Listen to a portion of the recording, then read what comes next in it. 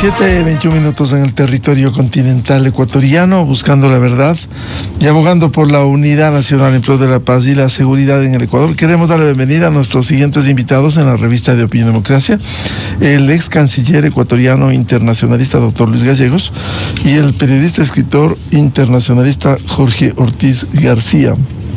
Les invitamos para que nos ilustren sobre el momento que se está viviendo no solo en Medio Oriente, sino en el planeta, por la incidencia que esto tiene, por los bombardeos que este fin de semana hicieran Estados Unidos e Israel a Irán.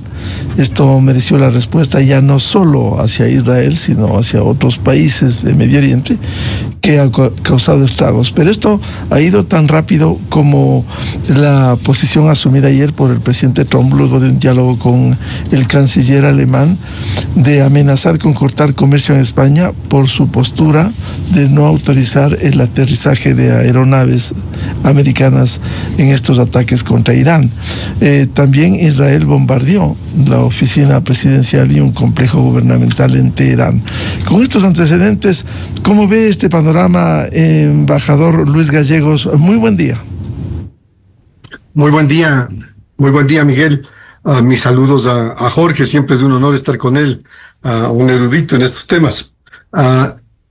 Yo creo que estamos viviendo una guerra, y la guerra obviamente trae acontecimientos a cada momento que son muy difíciles de articular en términos de cada acción militar que se está conduciendo.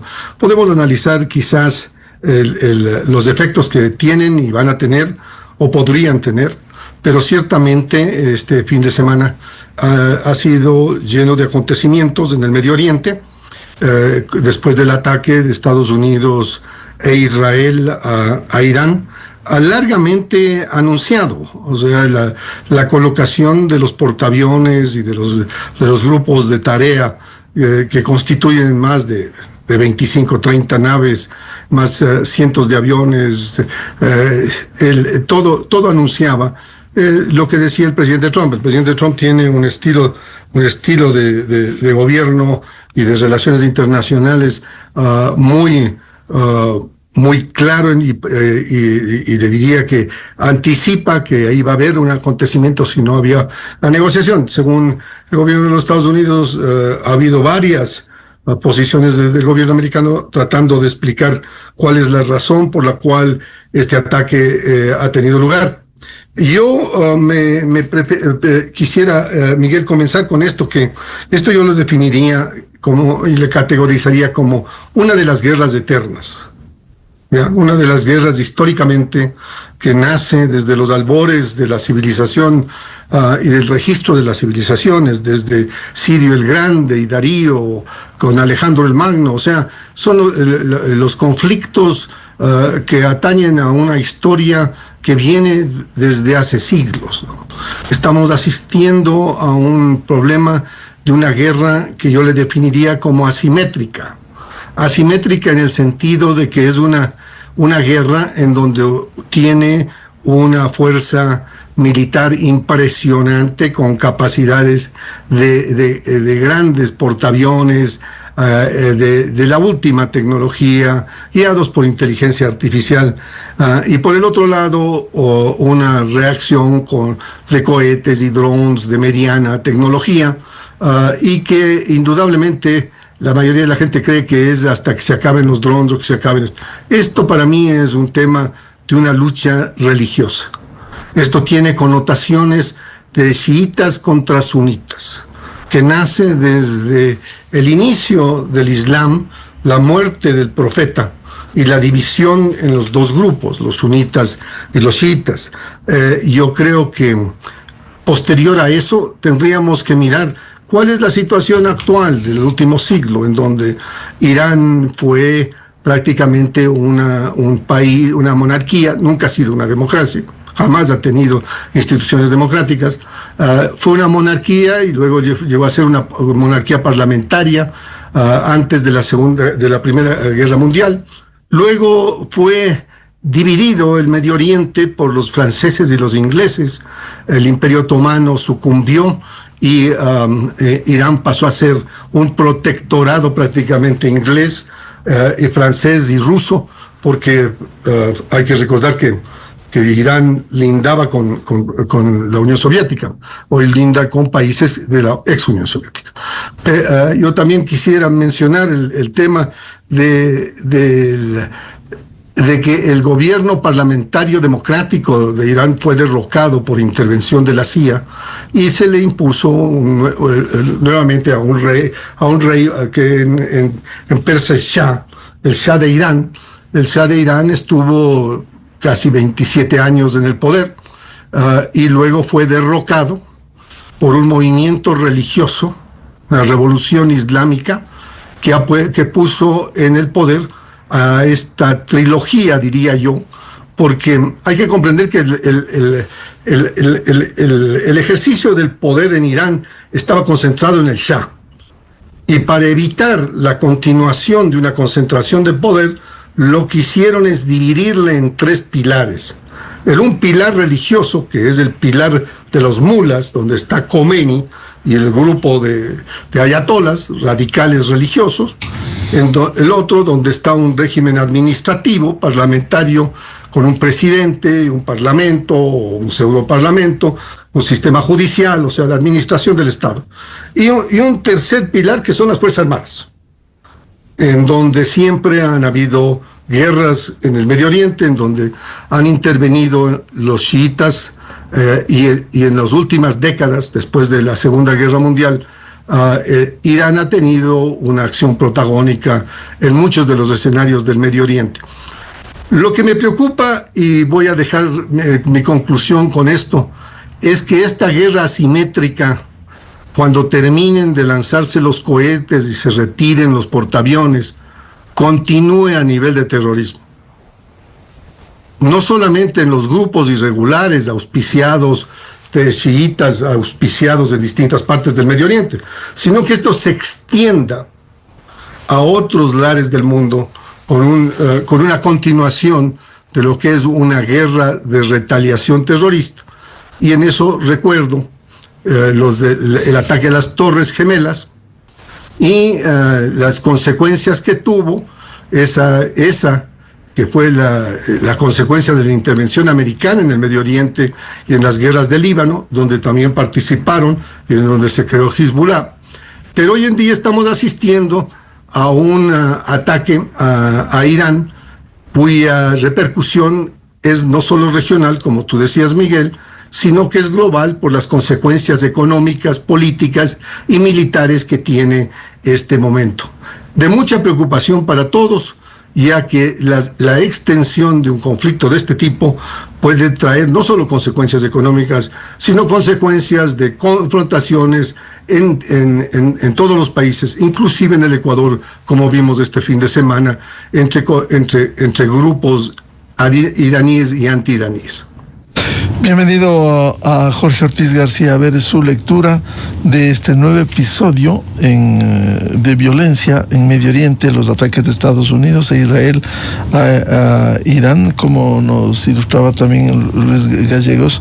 Esta es una historia vieja, pero hasta dónde puede ir. Irán, según las informaciones que hemos leído, se alistaba para la guerra, ha estado en permanente alistamiento para esto. Es decir, no les causó mayor sorpresa este ataque que ha sido persistente y periódico desde Israel. Buen día, Jorge. Hola, Miguel, muchas gracias por la invitación. Buenos días, un abrazo a mi querido amigo Lucho Gallegos. Creo que está claro que para los Estados Unidos e Israel, la única manera de que logren proclamar que han ganado la guerra, que han logrado sus objetivos, es derrocando al régimen de los clérigos musulmanes chiitas que están en el poder desde febrero de 1979. Esa es la única. O sea, destruir las capacidades militares ya está hecho, ya se hizo gran parte de eso en junio del año pasado. Fue detenido a la fuerza con bombardeos profundos norteamericanos del programa nuclear iraní. Este momento, pues aparentemente Irán ya no tiene ninguna capacidad de construir la bomba, el proceso fue detenido. Se dice que hay 440 kilos de uranio enriquecido al 60% que no fueron destruidos en los ataques de junio del año pasado y que podría ser lo único que quede de ese programa nuclear iraní que todavía está lejos de alcanzar una bomba. Pero parecería que ni aún terminando de destruir las bases, las estructuras del programa nuclear iraní, los Estados Unidos e Israel podrían decir que han ganado la guerra. Tienen que derrocar al régimen de los ayatolás, al régimen musulmán chiita. Lo han dicho, lo han proclamado y evidentemente ese sería su único objetivo final. Sin embargo, al contrario de lo que se cree, Irán es un país fuertemente institucionalizado. En 1979, cuando los clérigos se tomaron el poder derrocando a la dinastía Pahlaví, que fue, dicho sea de paso, una dinastía muy transitoria que solamente existió desde 1925, es decir, estuvo muy poco tiempo en el poder. Desde ese momento, los ayatolás se prepararon para una larga resistencia, para subsistir a asesinatos, a atentados, a intentos de golpe de Estado. Han concentrado el poder. Entonces, no es, como mucha gente cree, un proyecto unipersonal en que lo mataron al Ayatollah Khamenei, al líder máximo, y ese régimen se está desbarrancando. No es así. El sistema iraní es claramente un sistema estatal, no es un sistema unipersonal, muy institucionalizado, en que todas las instituciones están sobrepuestas y están yuxtapuestas, de manera que unas se sostienen a las otras. Y lo hemos visto estos días. Murió el Ayatollah Khomeini, el líder supremo. Murió gran parte de la estructura política y militar de Irán, y sin embargo el régimen de Irán no solamente que se mantiene, sino que está perfectamente operativo, y que el gobierno iraní mantiene con puño de hierro, como lo ha hecho siempre, el control total del país. Aquí quiero mencionar una frase, ¿no?, que ocurrió el día que empezó la guerra, para ilustrar que Irán tiene capacidad de resistir un largo tiempo. O sea, más que capacidad militar o económica, tiene una capacidad mental. Están formados para eso. Y la frase es esta: el momento que el locutor de la televisión estatal iraní reconoció que en efecto el ayatollah Ali Khamenei había muerto en los bombardeos, el locutor de la televisión oficial dijo, y se lo vio entre sollozos, entre lágrimas, dijo: nuestro líder ha bebido el dulce y puro elixir del martirio, el duro y puro elixir del martirio. ¿Por qué menciono esto? Eso refleja el sentido de martirio, esa vocación, esa tendencia al sacrificio que hay en Irán y que ciertamente no hay en los países occidentales, no hay, por supuesto, en los Estados Unidos. Entonces, Irán tiene una capacidad de sufrimiento mayor que la que tienen los Estados Unidos. Y yo creo que mientras el presidente Trump y el primer ministro Netanyahu, ambos tan guerreristas, ambos tan violentos, ambos tan parecidos el uno al otro, querrán terminar la guerra en pocos días, querrán forzar a una claudicación del régimen iraní, que digan basta, hagamos lo que sea y traigamos un proceso de democratización, terminemos de este régimen que ha imperado desde 1979. Creo yo que va a ser difícil que lo logren, pero el régimen iraní quiere exactamente lo contrario. Quiere que la guerra se prolongue. Quiere que el conflicto en el Oriente Medio, y por eso esos ataques que mucha gente no entendía. ¿Por qué Irán, teniendo ya enemigos tan sólidos como los Estados Unidos e Israel, hace ataques en los Emiratos, en Kuwait, en Arabia Saudita? ¿Qué quiere? ¿Que le caigan más?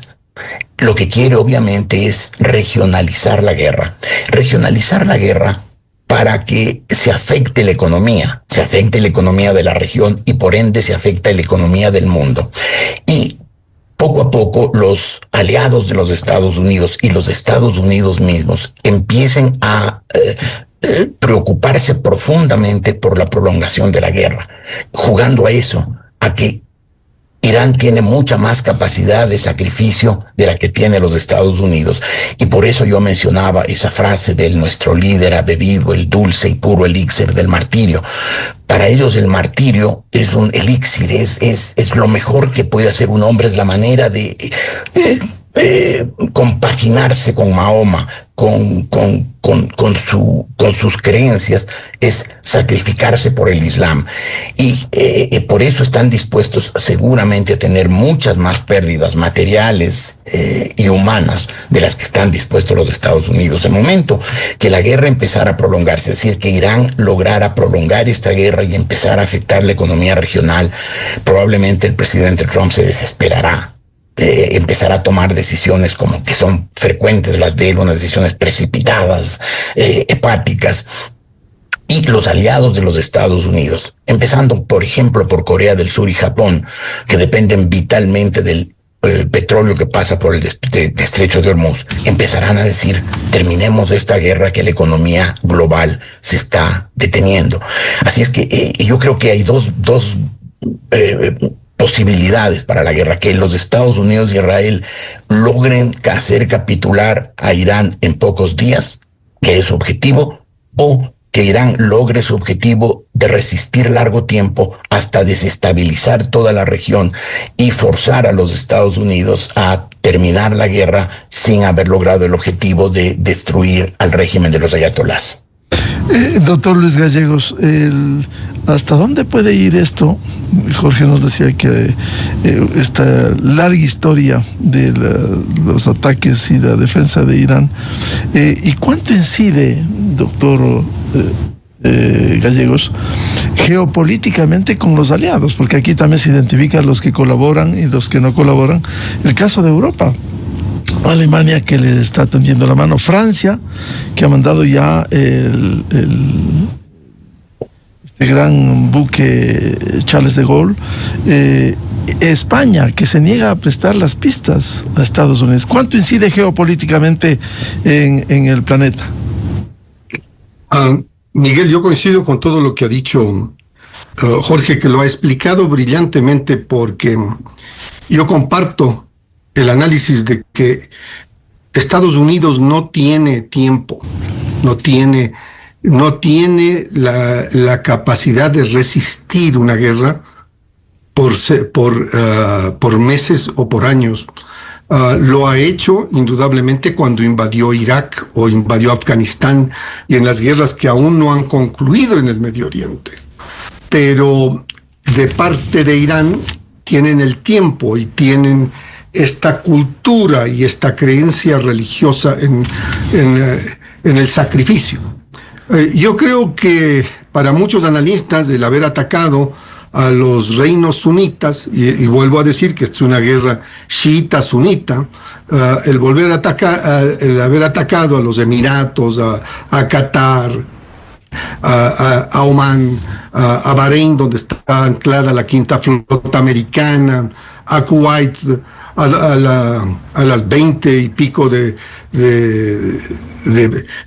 fortines que tiene Estados Unidos en la zona, y que han sido verdaderamente fortalezas, y utilizo el término de fortín porque han sido fortalezas que han estado en combate durante los últimos 25 a 30 años, ¿no? O sea, esos ataques a las instalaciones militares americanas ha derivado también en ataques que han destruido la urdiembre turística del Medio Oriente. Por ejemplo, lo que acaba de ocurrir en Dubái, que es uno de los puertos internacionales, uno de los aeropuertos internacionales, o el más grande de tránsito del mundo, según algunos analistas, está parado. Pero lo que ha hecho es un golpe radical a todos los que fueron a vivir en Dubái creyendo en la seguridad y que en este momento lo están pensando dos veces. Y la doctrina de los Emiratos de tener paz y atraer inversiones y trabajadores intelectuales y de servicios a Dubái ha terminado. La mayoría de las personas en Dubái están esperando que se abra el aeropuerto para irse. Aún más, ha sido seguramente un un tema tan complejo para los Estados Unidos que ayer hizo una acción que ha sorprendido a muchos. Pidió que todos los ciudadanos americanos abandonen el Medio Oriente, pero no en una forma en donde las embajadas se encargaban de asistirles en la salida, sino cada uno trate de salir por como pueda. Eso, por ejemplo, me ha sorprendido enormemente, que no hayan estado preparados para un eventual ataque a estos centros donde hay millones de occidentales. Estos reinos tienen, por ejemplo, los reinos sunitas chicos tienen una población muy pequeñita y la mayoría de la población son gente de otros lados que se dividen en varias categorías, pero fundamentalmente uno son los obreros pakistaníes, hindús, bangladeshis que hacen el trabajo, y los otros son los intelectuales, los profesores, las universidades y los demás. Yo creo que el ataque a la región ha significado un durísimo golpe al petróleo, porque Irán controla de una manera u otra el estrecho de Hormuz y por lo tanto el precio del petróleo se va a afectar. Eso tiene doble connotación para nosotros. Primero, porque nuestro crudo es muy pesado y está siendo afectado luego del ataque de Estados Unidos a la extracción de Maduro y la entrega por parte de Venezuela del petróleo a los Estados Unidos, que es similar al nuestro. No lo podemos vender. Y el precio de nuestro petróleo, además de tener un sector petrolero depredado en el Ecuador, verdaderamente destruido, tenemos un serio problema, porque con el alza de las gasolinas vamos a tener que importar carburante a mayor precio. Eso es un efecto en la economía ecuatoriana. El tema de nuestros mercados en el Medio Oriente, para banano y para café, para cacao y para estas futuras relaciones con los Emiratos. Acaba de llegar acá el príncipe heredero. Entonces nosotros estamos muy involucrados en el tema. Pero estamos involucrados desde hace años, no es nuevo. O sea, el Ecuador entró en la era petrolera en los 73, uniéndose a la OPEP. Por lo cual Estados Unidos le sancionó en el 78, cuando hubo el embargo petrolero de la OPEP a Estados Unidos. Estados Unidos, recuerden, le sancionó al Ecuador y le sancionó con no permitirle el uso del sistema de preferencias durante más de una década. Porque el Ecuador se unió al grupo de países petroleros para pedir precios justos al petróleo que se vendía a $1.20, $1.40 el barril. Por lo tanto, nosotros hemos estado involucrados con los países llamados del Medio Oriente y con los países petroleros del mundo desde la década de los 70. Esto no es nuevo. Nosotros hemos tenido esta típica posición ecuatoriana de entrar y salir del OPEP, de ser capitalistas unos días y el gobierno ser anticapitalista los otros, unas veces siendo más radicales que otras veces. Siempre hemos tenido una inconsistencia en este tema. Pero el problema actual es que esta guerra se va a extender.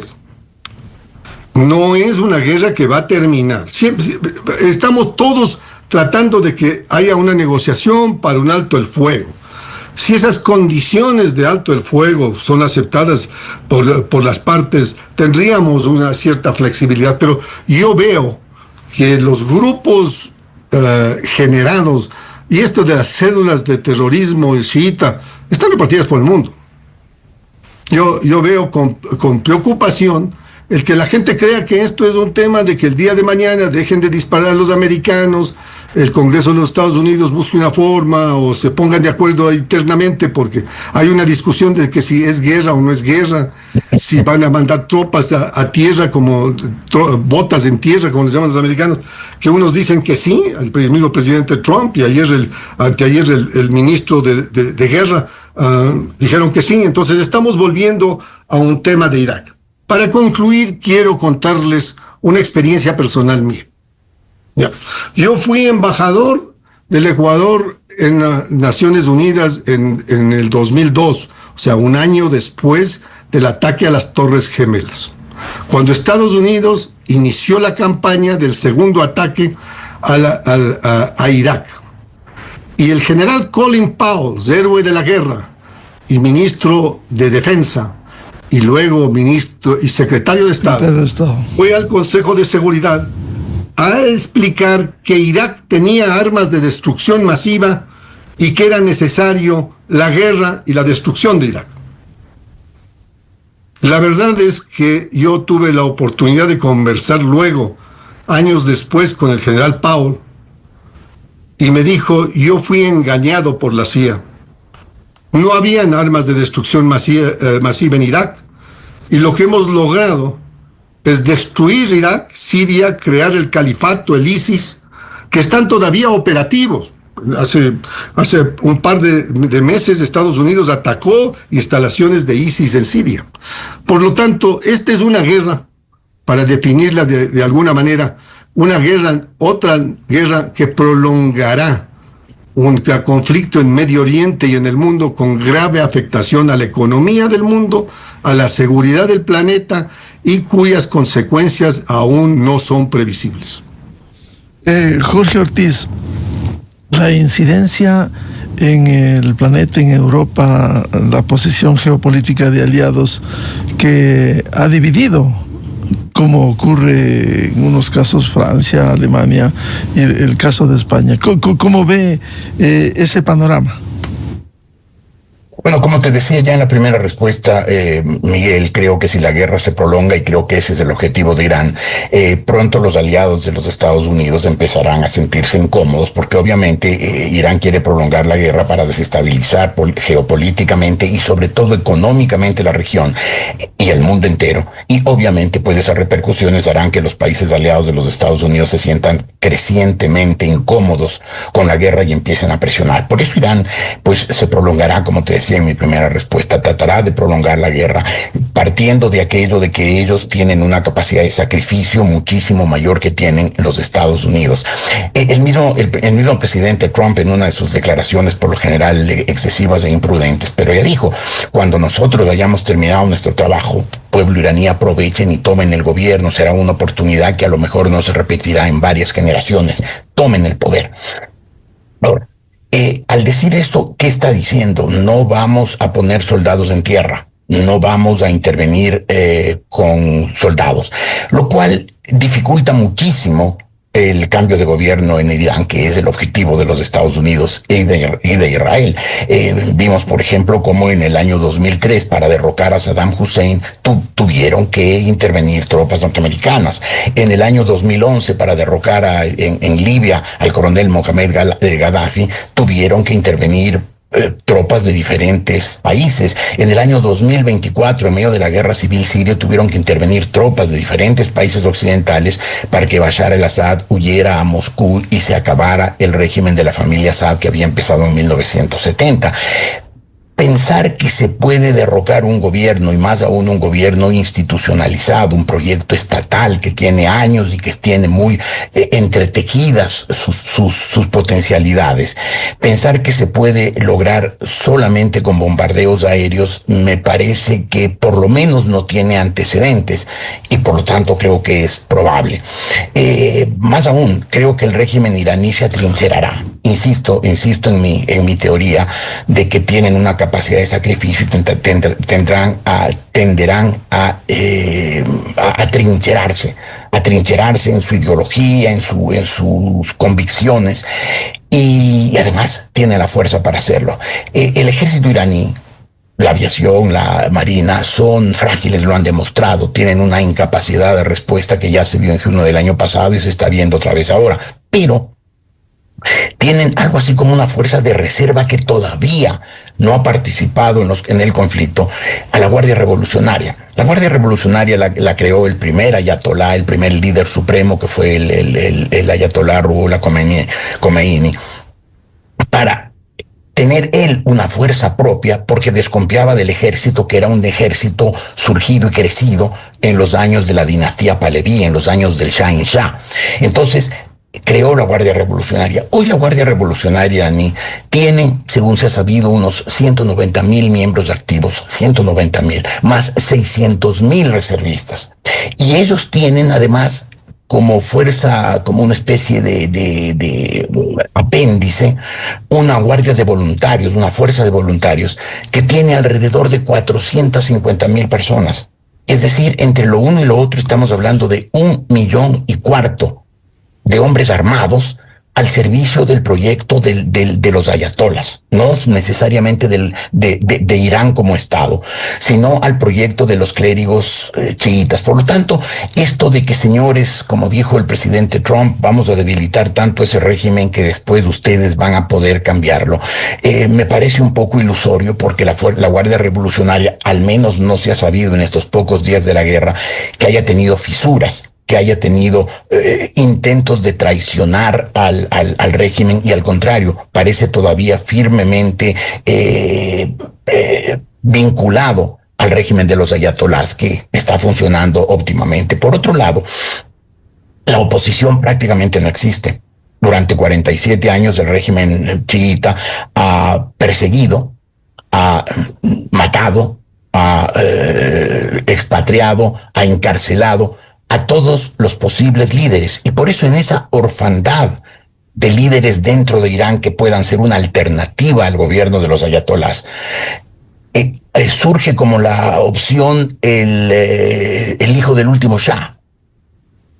Sin embargo, el hijo del último Shah, de Reza Pahlaví, ha vivido toda su vida fuera de Irán, no tiene esa red de contactos, de alianzas, de fidelidades internas, es visto como un hombre ajeno. Mucha gente se acuerda, obviamente, de los desafueros, de la corrupción que existía durante los años. Shah hizo algunas cosas bien, quiso modernizar Irán, pero en cambio la corrupción y sus excesos fueron tan abrumadores que terminaron derrocándolo en 1979. Entonces, por un lado, la fuerza revolucionaria iraní sigue estando firme al lado del gobierno, y por otro lado no hay una alternativa política ni dentro ni fuera de Irán. Entonces parece bastante improbable, no digo imposible, pero sí improbable, que el régimen de los ayatolás caiga.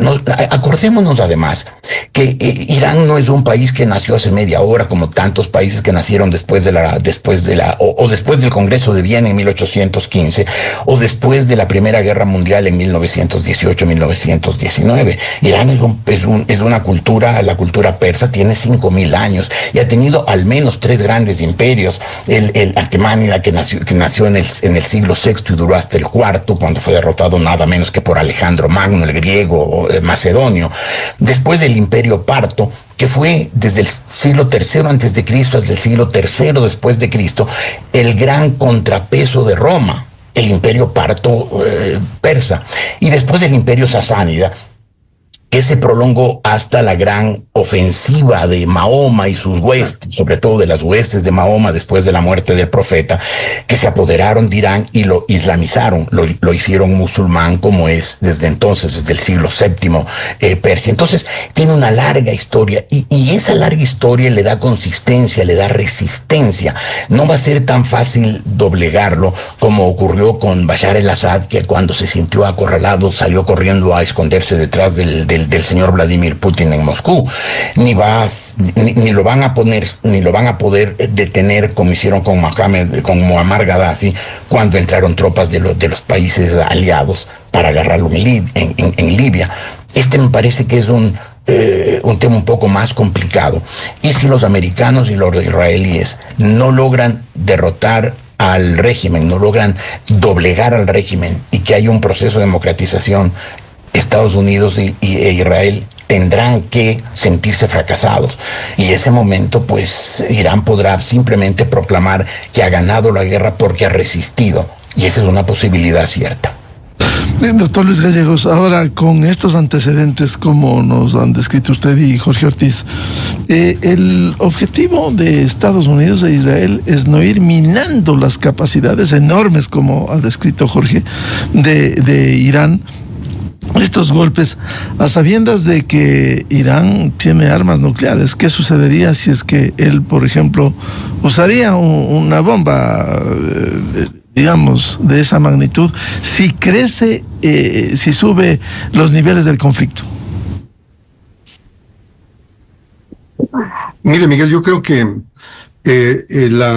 esta guerra, y yo coincido con todas las apreciaciones de Jorge, Y yo decía que es una guerra asimétrica porque no estamos hablando de la capacidad nuclear iraní que fue ya terminada según las propias declaraciones del presidente Trump en junio del año pasado.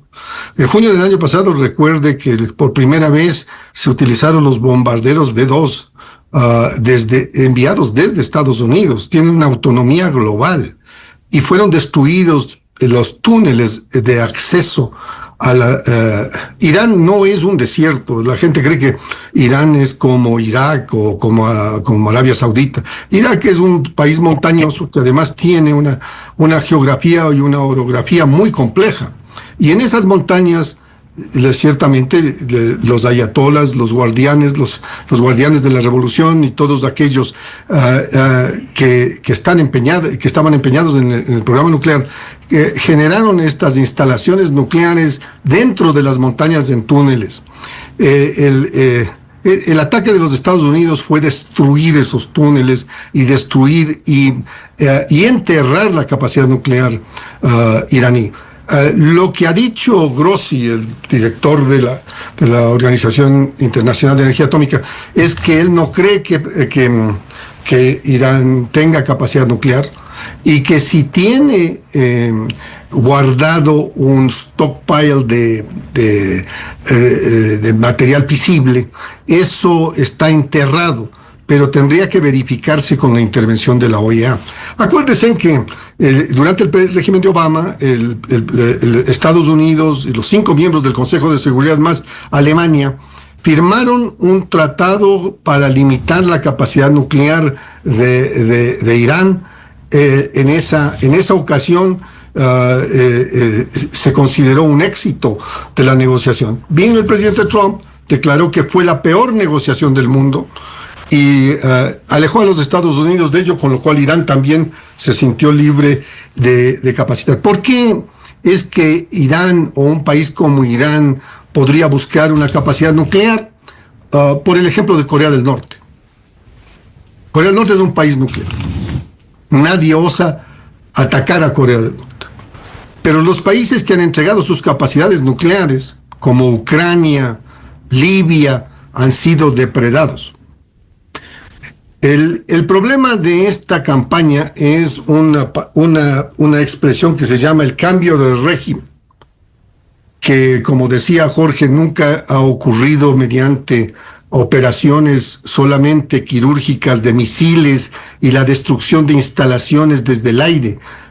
Estados Unidos lo intentó en Irak, con el derrocamiento de Saddam Hussein, que al principio era un aliado de Estados Unidos. Lo intentó en Siria, lo intentó en Libia, y lo que tenemos como resultado es un caos interno, una desmembración en Libia que resulta ser grupos combatiendo los unos a los otros. O sea, el resultado de la política del régimen americano, de cambio de régimen en el Medio Oriente para volverles democracia a países que jamás fueron democracias, es verdaderamente un fracaso. Yo creo que es muy difícil, Miguel, avisorar lo que va a ocurrir en el tiempo con largo alcance, una mira de largo alcance. Lo que puede ocurrir en términos militares es que los americanos y los israelíes destruyan. Ya los muertos, según el último dato de hoy, son alrededor de 8,000. Esto es, los muertos iraníes subirán en decenas de miles. Y la destrucción de todas las instalaciones de infraestructura ocurrirá como ocurrió en Irak. Pero la resiliencia de la que habla Jorge es una resiliencia religiosa ideológica. Es muy difícil afectar o matar a una religión y a una cultura, porque los creyentes y los combatientes de esas características perduran en el tiempo. Y peor, si el entendido, y hoy coincido enteramente con lo que dice Jorge, en el entendido de que mi muerte es el sacrificio a mi fe, es totalmente distinto a lo que nosotros consideramos como una guerra convencional a un soldado de Occidente, sea de donde sea, en términos de sacrificio o entrega.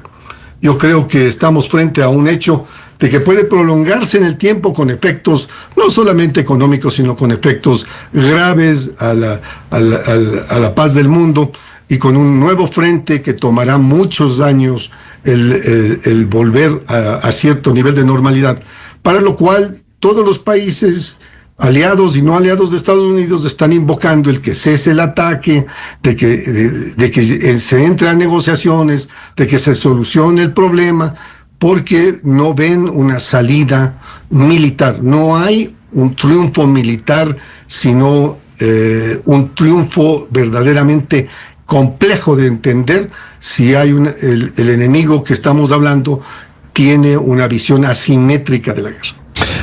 Jorge Ortiz, sí, va a ser difícil terminar una guerra que no lo ha podido hacer Estados Unidos ni Israel.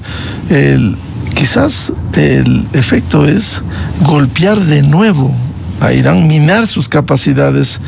¿Qué sucedería en un asunto extremo que Irán resuelva utilizar sus bombas, sus armas nucleares? ¿No sería catastrófico? No las tiene, Miguel. Irán no tiene bombas nucleares. Lo que tiene, como te decía yo al principio, y esto ni siquiera está comprobado, simplemente es una versión. Aparentemente, a los bombardeos de junio del año pasado habrían logrado rescatar 440 kilos de uranio enriquecido al 60%. Al 60% no es la cantidad necesaria, el porcentaje necesario para para crear armas nucleares. Tendrían que llegar por lo menos al 90, agregándolo isótopos, y aparentemente pues las plantas están demasiado destruidas y no tienen capacidad de hacerlo. Así es que Irán no tiene armas nucleares. Más aún, se ha visto que sus capacidades militares son muy reducidas. No tiene fuerza aérea, no la tiene, unos cuantos aviones viejos. Ha habido muchos años de sanciones internacionales, entonces Irán no tiene fuerza aérea. Los pocos aviones que tiene son viejos, de generaciones anteriores, mal armados. La marina está siendo destrozada. Dicen que ya hay 14 barcos de guerra que han sido hundidos. El ejército iraní no tiene ninguna capacidad de respuesta en ese sentido. Por eso yo te decía que más bien las guardias de la revolución, ese es un cuerpo muy bien armado que, como te conté, pues entre sus 3 versiones tiene aproximadamente 1,4 millones de soldados en capacidad de mantener el orden interno, la cohesión interna. Seguramente indudablemente no de enfrentar a los Estados Unidos o a Israel, pero sí de mantener la cohesión interna, impedir que la sociedad iraní se fracture y, por lo tanto, mantener al régimen de los ayatolás, que yo creo que es el objetivo hoy de Irán. Que nos van a arrasar económicamente, nos van a arrasar militarmente, nuestras defensas van a quedar liquidadas, pero no van a lograr tumbarnos. Y para eso te decía, al otro lado no hay un opositor en capacidad de tener un liderazgo como para asumir la conducción de un Irán post-ayatolás. En cambio, las estructuras iraníes se mantienen.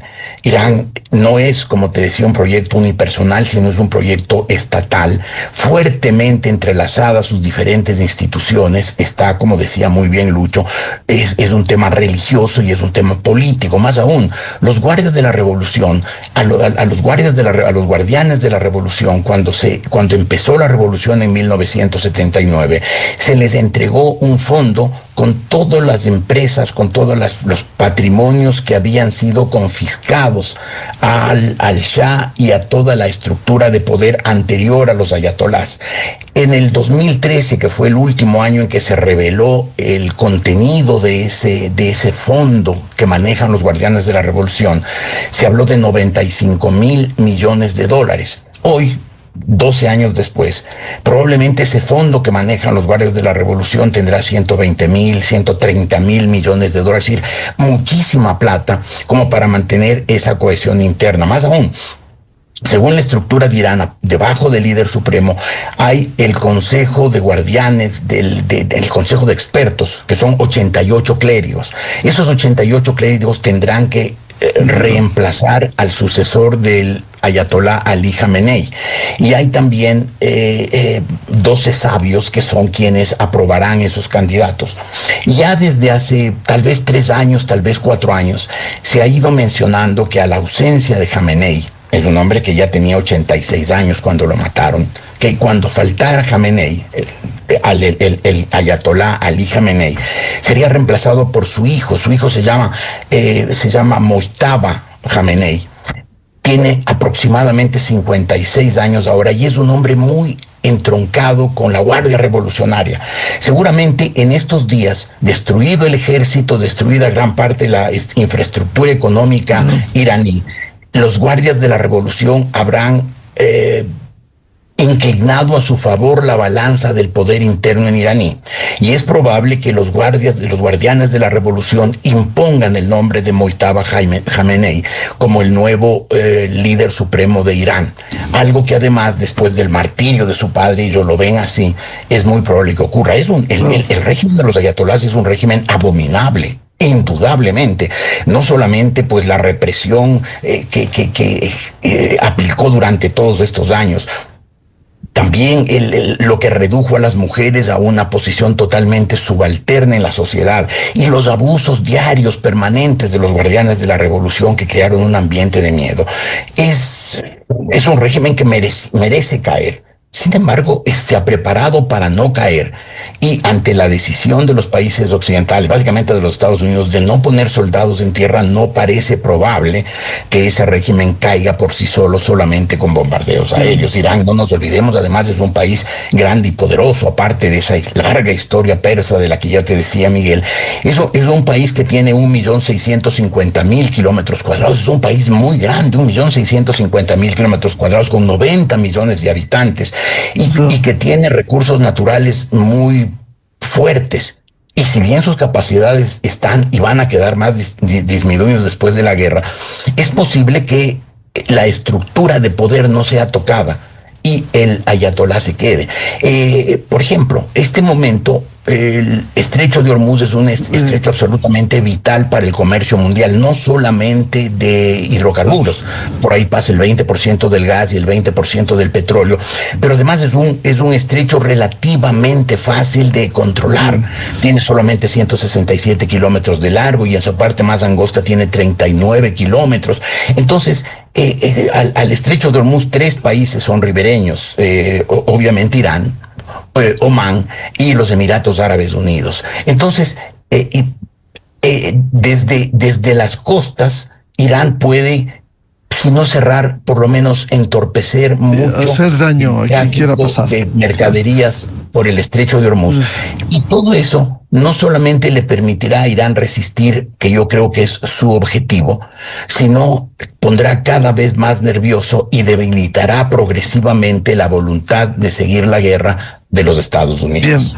Bien, muchas gracias por ilustrarnos un tema tan importante como la situación de Medio Oriente al ex canciller Luis Gallegos y al periodista Jorge Ortiz García. Muy amables. Gracias, Miguel. Gracias. Un abrazo, Lucho. Gracias. Un abrazo, Jorge. Muy amables. 8 minutos en el territorio continental ecuatoriano. Vamos a una pausa y ya volvemos. Diálogo con el ex presidente de Fenocin, Gary Esparza. ¿Qué pasa en Fenocin? Gary Espinosa, perdón. Ex presidente de Fenocin. Las disputas que hay y la realidad de Fenocin. ¿Cómo llegó el actual presidente luego de intentar dejar a Gary Espinosa presidente de Fenocin? Desde 1984 con Gonzalo Rosero. La revista de opinión Democracia. Siempre líderes, siempre confiables. Enseguida regresa Miguel Rivadeneira a la búsqueda de